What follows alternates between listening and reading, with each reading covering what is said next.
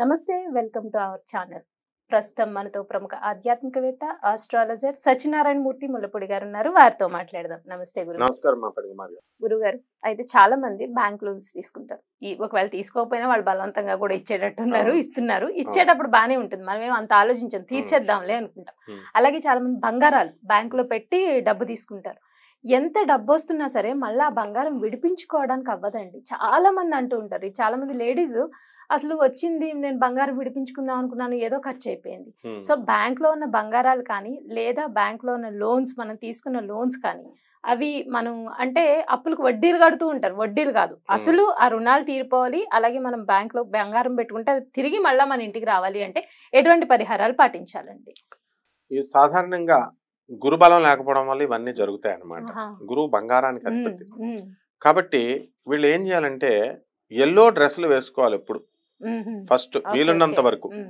కనీసం రోజు yellow dress వేసుకుంటే బాగుండదు కాబట్టి జేబురుమాలైనా ఒకటి ఎల్లోది పెట్టుకొని మెయింటైన్ చేసుకోవాలి, ఆడవాళ్ళకు కూడా. నెంబర్ 1. నెంబర్ 2, ఇంటికి ఉన్నటువంటి కర్టెన్స్ ఇవన్నీ కూడా మా బెడ్రూమ్ మీద దుప్పట్లు, సోఫాలకు ఉన్నటువంటివన్నీ కూడా ఎల్లో లేదా గోల్డ్ కలర్ షేడ్ అదే చేసుకుంటే గురువుని ఆకర్షిస్తాడు.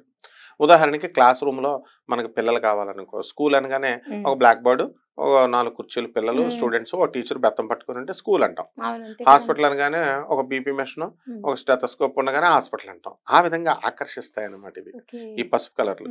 భూత ప్రేత పిశాచాలను ఆకర్షించాలంటే ఒక స్కెలిటన్ పెడతాం, ఒక దుమ్ములు పెడతాం. చూడగానే అవి కూడా అంత ఈజీగా రావు, అవి కూడా ఇవి పెడితేనే వస్తాయి. అలా లక్ష్మీదేవి రావాలంటే, గోల్డ్ రావాలంటే ఇవి చేయాలి. నెంబర్ 1. నెంబర్ 2, ఎర్ర చీమలకి బాగా మేత పెట్టాలి. ఎర్ర చీమలకి మంచిగా పంచదార కానీ నూకలు కానీ వేయాలి. నెక్స్ట్ 3వది, ప్రవహించే నదిలో మనం ఏం చేయాలంటే స్వీట్ ఉంటుంది కదా, అంటే ఆ చేపలు అవన్నీ తినాలి. లడ్డు, పసుపు రంగు ఉన్నటువంటి స్వీట్లను తీసుకెళ్ళి ప్రవహించే నదిలో వదలాలి. అప్పుడు ఆ చేపలు అవన్నీ కూడా తింటాయి. నెక్స్ట్ నెంబర్ 4 ఏంటంటే ఈ యొక్క మర్రి చెట్టు ఉంటుంది. మర్రి చెట్టు ఓడలు ఉంటాయి. ఆ ఓడలను కోసుకొని చక్కగా మర్రి ఆకుల్ని, ఓడల్ని మన పూజా మందిరంలో పెట్టుకోవాలి. పెట్టుకొని 18 రోజులు పసుపు కుంకాలు వేయాలి. దాని మీద ధనయక్షిణి అని ఉంటుంది. కుబేరుడు ఎలా ఉన్నాడో ధనాకర్షణ శక్తి మర్రి చెట్టుకుంటుంది. అందువల్ల ఇవన్నీ దేవతా వృక్షాలు. కాబట్టి మనం ఏం చేస్తామంటే అందుకనే త్రిమూర్తుల వ్రతం చేసినప్పుడు మనం ఈ మర్రి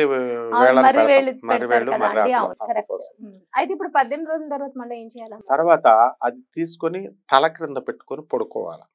పడుకున్నప్పుడు నన్ను తీసుకో లేదా శ్రీం అని సౌండ్ వస్తూ ఉంటుంది. చాలా మందికి డబ్బులు ఎలా వస్తాయి అన్నది కూడా తెలియదు. నాకు తెలిసి ఒక ఆవిడ అనసూయమ్మ గారు అని చెప్పేసి ఇక్కడే మన పటాన్ చెరువు దగ్గర మామూలుగా భూమిని వాళ్ళు దున్నుతుంటే బిస్కెట్లు వచ్చినాయి.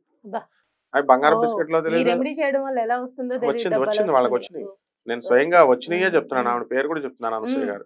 ఆ బిస్కెట్లు పట్టుకుని చార్మినార్ లో టెస్టింగ్ చేయడానికి లోనకి వెళ్తే లోన వేసేస్తారేమో, అవి బంగారమో కాదో కూడా తెలియదు ఫస్ట్, ఏం మెటలో. అప్పుడు నవాబుల యొక్క ఐకాన్ ఉందన్నమాట ఆ రకంగా. అలాగే యూసఫ్ టైలర్స్ అని రహమత్ నగర్ లో ఉంది అంటారన్నమాట.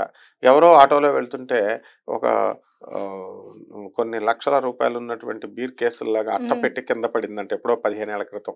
దాంతో త్రిమూర్తులు గారు ఉన్నారు, ఆయన యూసఫ్ టైలర్ అని ఇప్పుడు కూడా అన్నాడు ఆయన. వాళ్ళు డెవలప్ అయ్యారు బాగా అని అంటారు. అలా ఎన్నో నిదర్శనాలు. అలాగే ఇప్పుడు ఆదోని, ఇక రాయలసీమ ఈ యొక్క డిస్ట్రిక్ట్స్ లో, కర్నూలు జిల్లాలో వజ్రాలు దొరుకుతాయంటారు. అదన్నీ లీగల్, హైలీ లీగల్, వెతుక్కోవచ్చు. వీళ్ళు పొలంలో ఇలా పుల్ల పెట్టేలాగ అనుకుంటుంటే ఒక రాయి దొరికింది, 25 లక్షలు వచ్చింది, 40 లక్షలు వచ్చింది, రంగు రాళ్ళు, ఇవన్నీ కూడా లీగలైజ్డ్. వీళ్ళకు వెళ్తున్నారు, కష్టపడుతున్నారు, అక్కడ వాళ్ళు ఉంటారనమాట. అందువలన అక్కడే వాళ్ళు భోజనాలు పెట్టి మీరు ఎతకండ్రా అని చెప్పి ఆ రాళ్ళు వాళ్ళకే అమ్మమనే రైతులు కూడా ఉన్నారు, ఇంకా ఆ వ్యాపారస్తులు.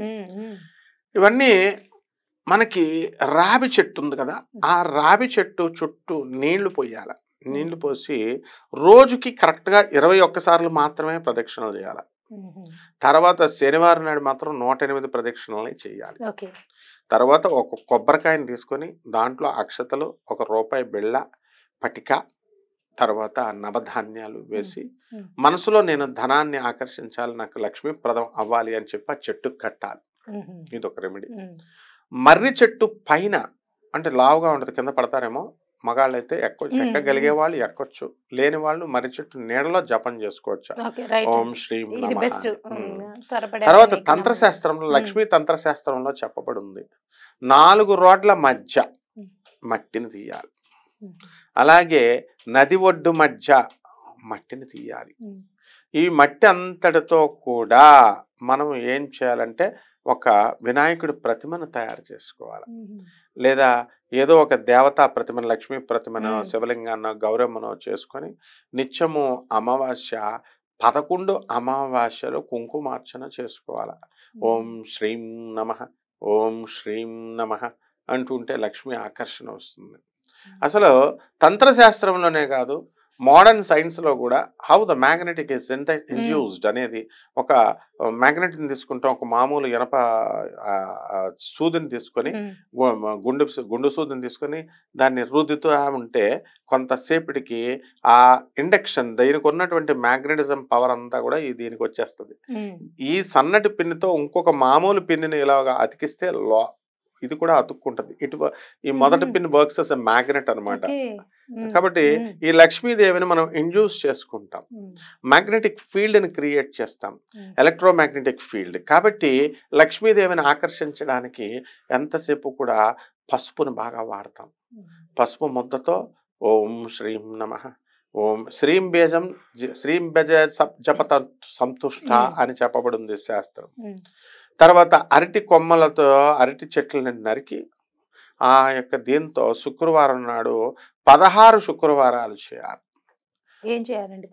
మా మండపం దగ్గర అవి కట్టి ఆకర్ష మహాలక్ష్మి ఆకర్ష స్వాహ అని చెప్పి